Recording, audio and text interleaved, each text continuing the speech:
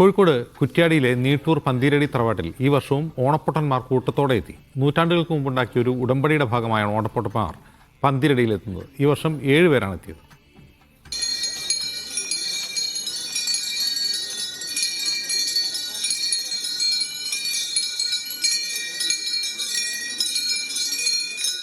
മാവേലിയുടെ പ്രതിരൂപമായാണ് ഓണപ്പൊട്ടന്മാർ വീടുകളിലെത്തുക.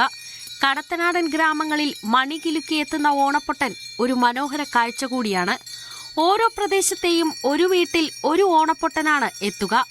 എന്നാൽ കുറ്റ്യാടി നിട്ടൂരിലെ പന്തീരടി എട്ടുകെട്ടിൽ ഓണപ്പൊട്ടന്മാർ ഉത്രാട പുലർച്ചെ കൂട്ടത്തോടെ എത്തും. ഇതിന് പിന്നിൽ ഒരു ഉടമ്പടിയുടെ കഥയുണ്ട്. ഏകദേശം 200 വർഷങ്ങൾക്ക് മുമ്പ് പന്തീരടി എട്ടുകെട്ടിന് കീഴിലായിരുന്നു നിട്ടൂർ പ്രദേശം. ആ കാലഘട്ടത്തിൽ പന്തീരടിയിൽ ഓണപ്പൊട്ടനെത്തുക തിരുവോണത്തിന് വൈകിയായിരുന്നു.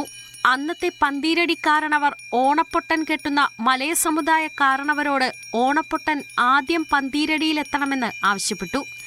അതിനുള്ള സൗകര്യത്തിനായി നിട്ടൂരിൽ തന്നെയുള്ള വെള്ളൊലിപ്പിൽ എന്ന പ്രദേശം മലയ സമുദായക്കാർക്ക് വീട് വെച്ച് താമസിക്കുന്നതിനായി പന്തീരടിക്കാരണവർ വിട്ടു നൽകുകയും ചെയ്തു.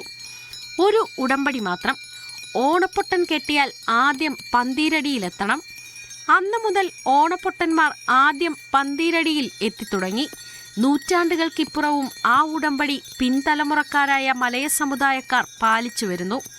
പന്തീരടി തറവാട്ടിലെത്തി നിട്ടൂരപ്പനെ വണങ്ങി ഓണപ്പുടവയും സ്വീകരിച്ച് പന്തീരടിക്കടുത്തു തന്നെയുള്ള കാരണവർ താമസിച്ചിരുന്ന കപ്പക്കാട് വീട്ടിൽ കയറി അരിയും പുടവയും സ്വീകരിച്ച് അനുഗ്രഹിച്ച ശേഷം ഓരോരുത്തരായി വിവിധ ഭാഗങ്ങളിലേക്ക് യാത്രയായി. ഓണപ്പൊട്ടന്മാർ ഒന്നിച്ചെത്തുന്നത് കാണാൻ നിരവധി നാട്ടുകാരും പന്തീരടിയിൽ എത്തിയിരുന്നു. മീഡിയ 1 കോഴിക്കോട്.